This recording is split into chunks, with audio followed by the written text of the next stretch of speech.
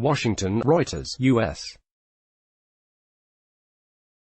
Vice President Mike Pence has cancelled plans to meet with the leader of the Solomon Islands to discuss development partnerships after the Pacific island cut ties with Taiwan in favor of China this week, a senior U.S. official said on Tuesday. File photo: U.S. Vice President Mike Pence meets with Britain's Prime Minister Boris Johnson, not pictured, at 10 Downing Street in London, Britain, September 5, 2019. Peter Summers, polled via Reuters. The Solomon Islands was the sixth country to switch allegiance to China since 2016. Self-ruled Taiwan has accused China, which claims Taiwan as its territory, of trying to meddle in its upcoming elections. Solomon's Prime Minister Manasseh Sogavare had asked Pence in July for a meeting, the senior administration official told Reuters, speaking on the condition of anonymity. The meeting was to have taken place this month on the sidelines of the United Nations General Assembly meeting in New York, or afterward in Washington. But the decision by the Solomon Islands to change its diplomatic recognition from Taiwan to the People's Republic of China has consequences. They're hurting a historically strong relationship by doing this, the official said. It's a setback, and it's prioritizing short-term gain with China over long-term commitment with the U.S., the official said. The United States, which has a fraught relationship with China over trade, defense and technology issues, upholds what is known as the One China policy, officially recognizing Beijing and not Taipei, while assisting Taiwan. Washington and Beijing are embroiled in a trade war, slapping tariffs on hundreds of billions of dollars of each other's goods.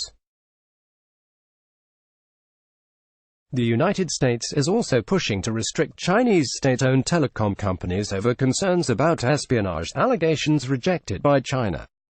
President Donald Trump's administration is also considering confronting China over its detention of some 1 million Muslims in remote Xinjiang province at next week's UN meeting.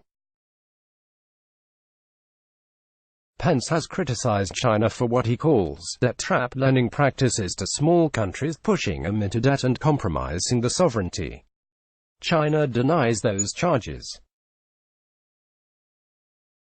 Countries that establish closer ties to China primarily out of the hope or expectation that such a step will stimulate economic growth and infrastructure development often find themselves worse off in the long run, the U.S. official told Reuters.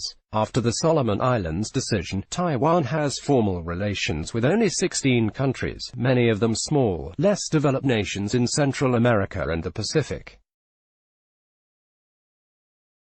The Solomons, a former British protectorate that is home to about 600,000 people, had been the largest of the Taiwan-aligned Pacific countries, with access to airfields and deep-water ports dating back to World War II. After his July phone call with Pence, Sogavare sent him a letter, saying he was favorably disposed to ask his cabinet to defer a decision on its Taiwan ties until later in the year. Sogavare emphasized that he needed help from the United States, Australia, New Zealand, Japan and Taiwan to develop infrastructure, a critical domestic issue for his government, according to a copy of the letter reviewed by Reuters.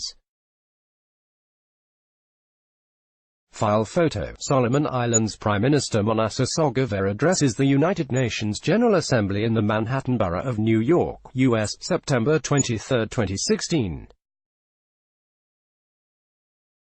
Reuters, Eduardo Munoz. It is the one agenda that has the potential to split the cabinet and could potentially cause the government to fall, Sogavare said in the letter. Beijing said on Tuesday that the Solomon Islands would have unprecedented development opportunities after cutting ties with Taiwan. China had offered $8.5 million in development funds to the Solomons ahead of its decision. Reporting by Roberta Rampton, editing by Christian Schmollinger and Peter Kuhnilitz. Blog ads. Why?